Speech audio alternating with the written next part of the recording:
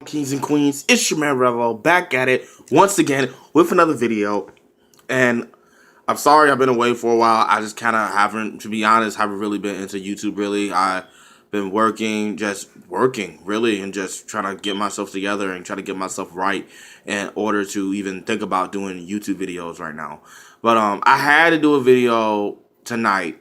And for those of you who don't know me as like personally, I am a huge wrestling fan. I love the WWE. And you can unsubscribe. I don't care. That's been with me since I was like 4 years old. Like, that's something I love. So tonight, which is Sunday, which is November 20th or 20th or 21st, I believe. I don't know. I haven't looked at my calendar yet. I believe it's the 20th. But it was the WWE Survivor Series, 2016. A lot went on in that event. It was good. It was actually, not fine. I was kind of getting really pissed off with a lot of stuff. And I'm not really going to get into like a review of like the entire show, but there's other videos for that. But I really wanted to talk about the main event, which was Goldberg versus Brock Lesnar. And when you look back at it, it was actually booked fairly well. And I'm going to explain why. But first, let me explain how the match went. First of all, the match was 1 minute and 25 seconds. 1 minute and 25 seconds. That's crazy. With Brock Lesnar on the losing end of the match. That's crazy. Because given the fact that we know Brock Lesnar's character, he is the beast, the conqueror. He conquered the streak. He destroyed John Cena at SummerSlam 2014, I believe.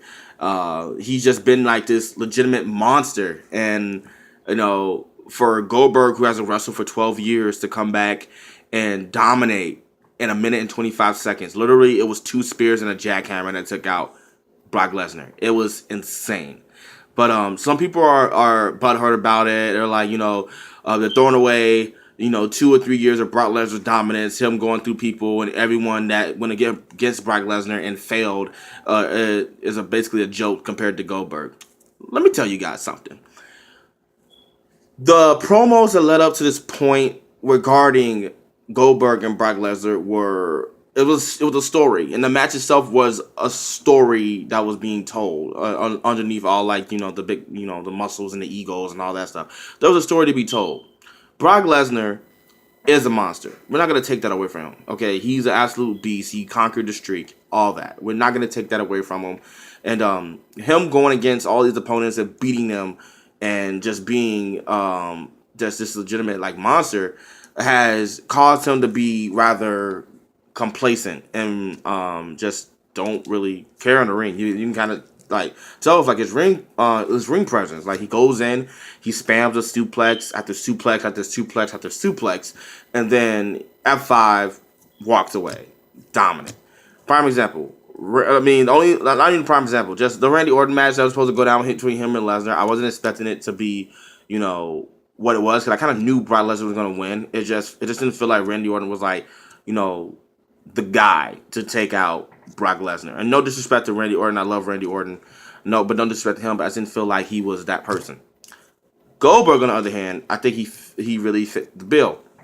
But Brock Lesnar, he got very just lazy, and no one could really, take him on. Like who's gonna beat Brock Lesnar? That's what we were thinking at this point.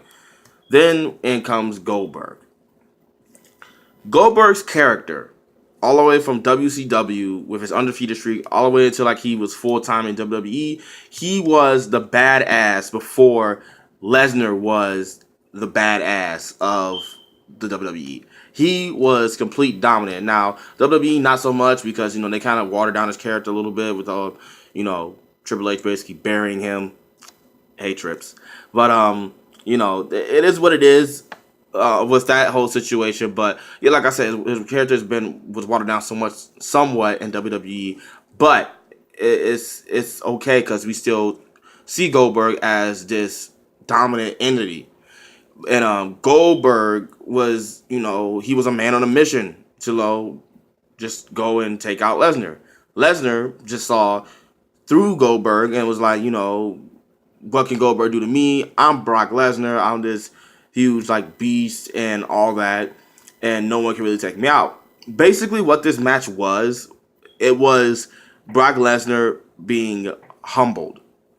Like, he was so dominant and we thought no one can beat him that it should be a very humbling experience for him.